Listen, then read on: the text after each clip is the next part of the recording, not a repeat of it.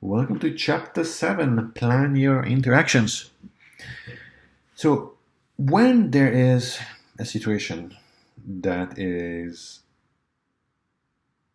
that comes out to something unusual, or do something better, or something bothering you, or just anything like in a new context, ask yourself first, what's the outcome that you want? Don't approach from like, okay, what do I need to change? What do I need to change? Just what's the end goal? So this will allow you to take any and every possible tools to reach that goal instead of limiting yourself. The first thing could be asking yourself, why is this important to you? When Raul, a Mexican, spent 10 years in Berlin, he was working with a team of Pakistanis. He was getting frustrated that this Pakistani team were usually late for their online meetings, and some of them would not show up. He asked me, how can I tell the Pakistani to help them understand how their behavior impacts him?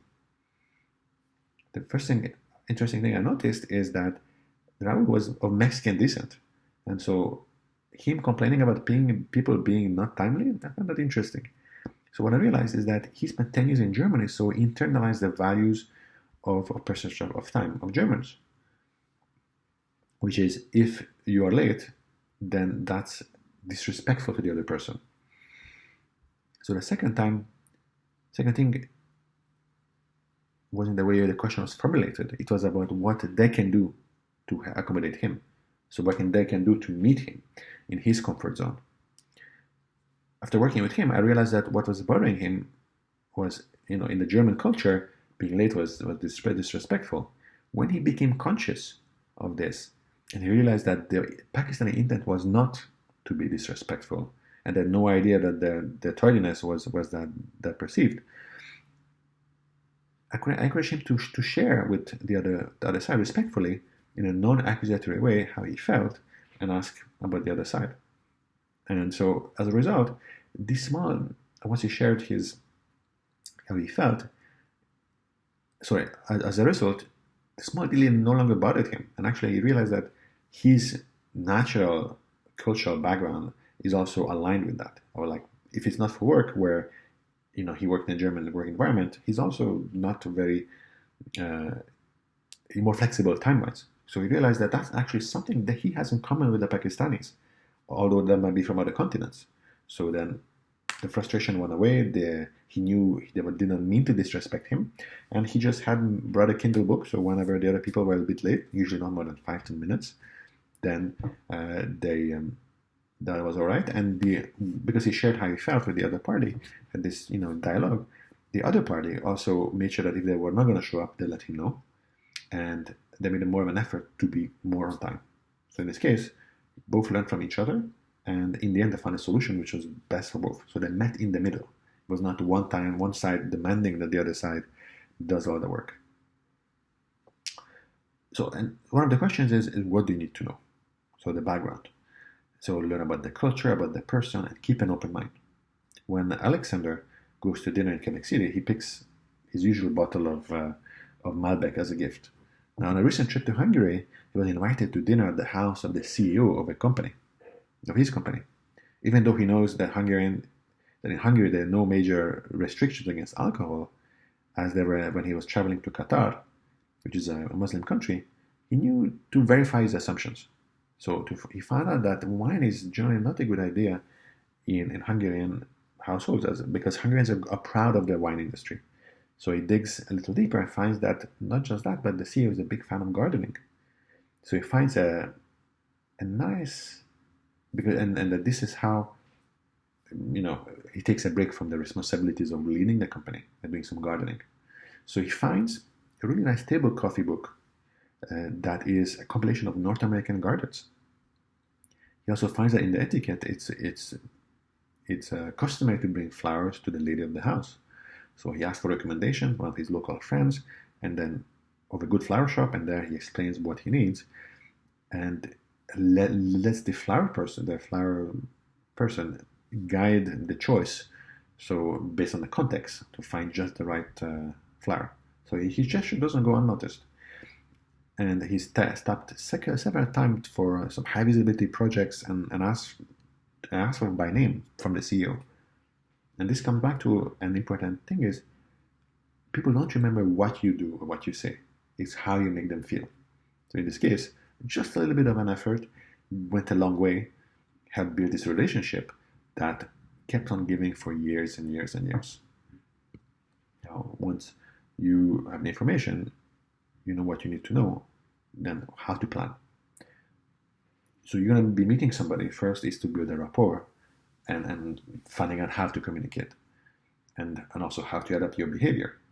So Anne is uptight, and when it's coming to the upcoming mission to France, she often heard that the French are so rude from Americans, other Americans that she knows that were returning from the country.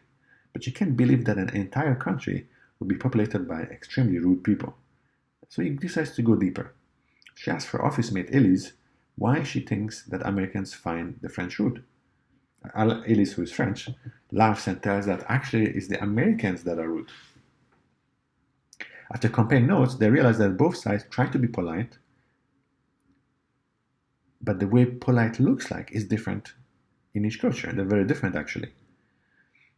The most frequent interactions are in stores, and this is where the American comes with their politeness, the French don't appreciate that, and they react.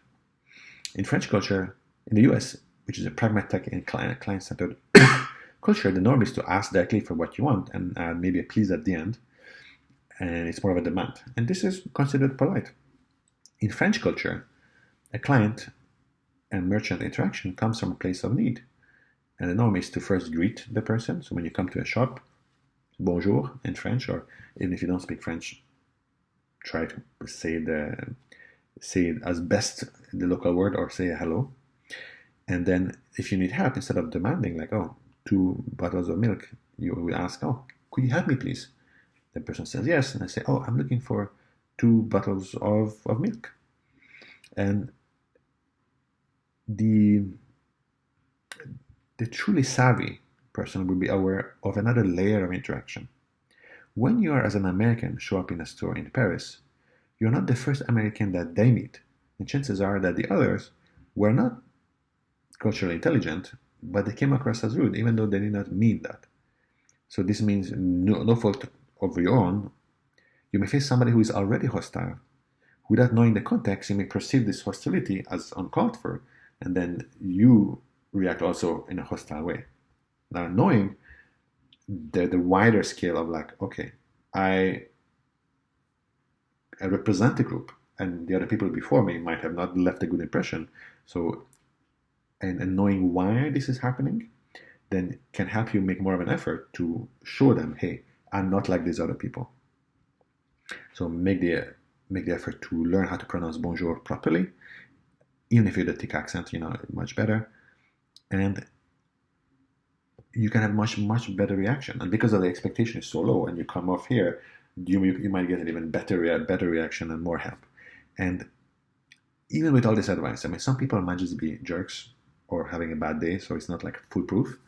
But this goes a long way, if let's say you look for directions, you come and instead of maybe you learn how to say, I don't speak French, do you speak English in French? Even if not, you come from a place of like, excuse me, pardon is French, or excuse me, do you speak French, English? And already the person is say like, this person is trying, they're not like assuming that everybody speaks English, which is very annoying for the rest of the world. And so if they don't, then they're going to find somebody who can help you.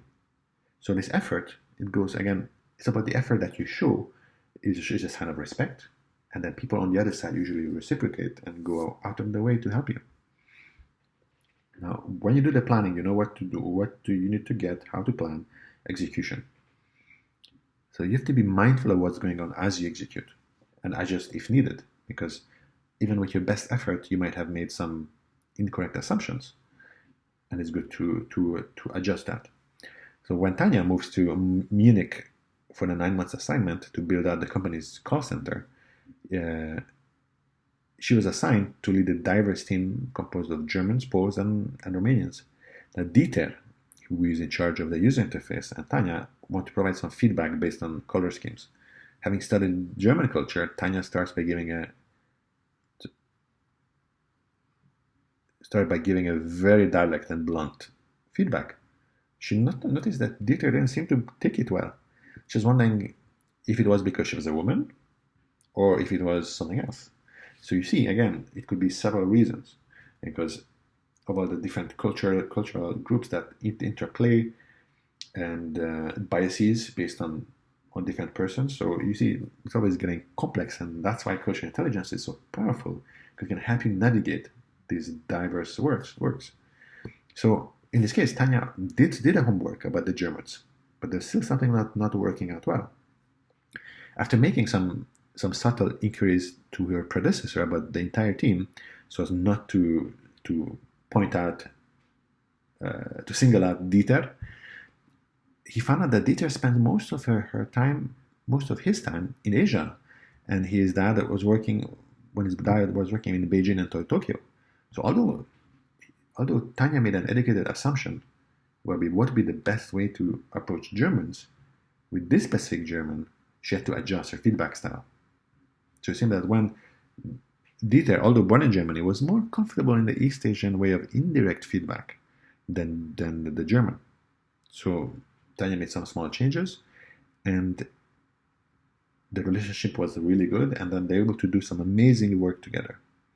So when executing and planning, if you're getting important that you leave, you have to be ready to adjust along the way. The world is increasingly complex. You never know who you're going to meet and where they have been and how that will have impacted their behavior. In this case, you have a German in Germany, but something in his life experience made it that so that certain values are different than the norm.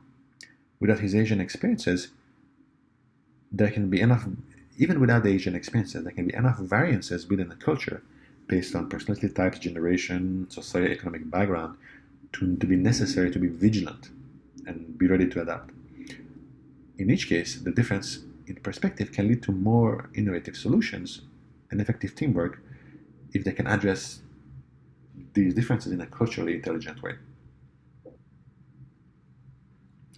So let's recap a little bit. Hold on.